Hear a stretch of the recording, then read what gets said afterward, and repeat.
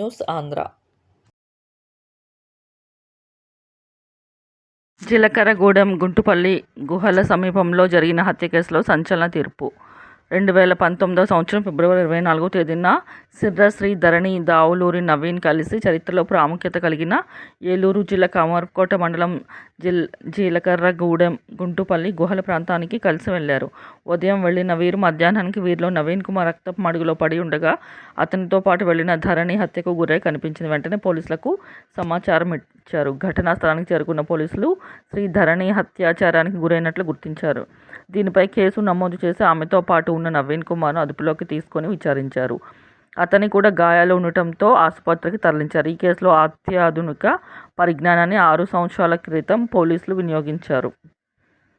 మృతురాలి cell phone ఆధారంగా కృష్ణా జిల్లా ఆగిరిపల్లి మండలం కొండూరు మండలం మాధవ గ్రామానికి చెందిన పుట్నూరి ఆలియాస్ అంకమ్మరావు అనే వ్యక్తిని ప్రధాన నిందితుడిగా గుర్తించారు. అయితే ద్వారకా, తిరుమల పరిసర ప్రాంతాల్లో అదుపులో తీసుకున్నారు.